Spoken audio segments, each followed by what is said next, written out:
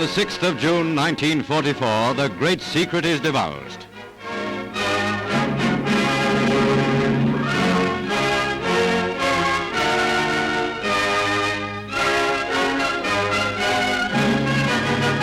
We announce the fact that never in the history of newsreels have such vast plans been made for the coverage of the last great act of liberation.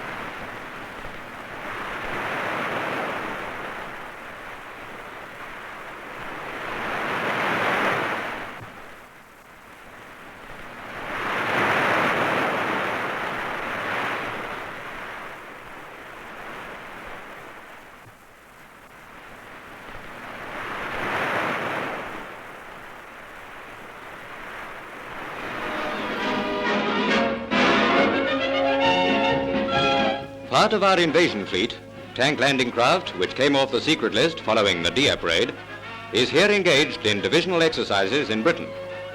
Fully equipped and well-trained men of the Brigade of Guards and the Hampshire Regiment in a full-dress rehearsal for another rainy day.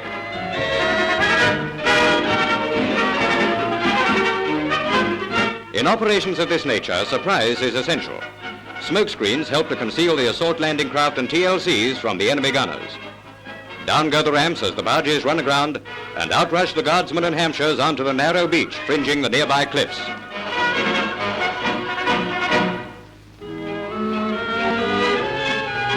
Then, growling like angry monsters, come the tanks, turning on their tracks to head off towards an opening in the cliffs.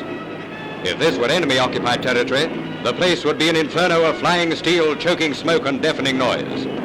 All those unpleasant trimmings may come soon enough. One of many such places in Britain where Allied equipment for history's greatest exodus is temporarily stored and distributed in readiness for D-Day. The visible weight of armament shown in these pictures, massed across hundreds of acres of land, is impressive yet only fractional of the total. These are long-range fuel tanks for our aircraft penetrating deep and for long periods into enemy territory. The march of invasion must lack nothing. Every detail for the sustaining of life as well as the taking must be planned for. Here are the products of peacetime industry, supplies for the medical services, oxygen cylinders, stretchers, hospital beds, sterilizing tanks and blankets. The Allied armies have been piling up gigantic stocks for every occasion.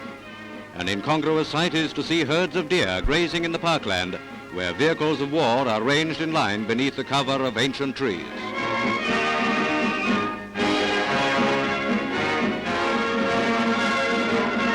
Wagons and freight cars designed to run on European railway lines.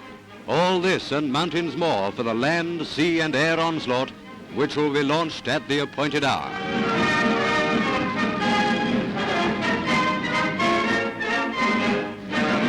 For a fleeting moment, the curtain of secrecy is drawn aside to permit a glimpse into the Allied storehouse packed tight with everything for the greatest military operation of all time. A storehouse so vast in concept that one has to think of it in terms of hundreds of miles and millions of tons.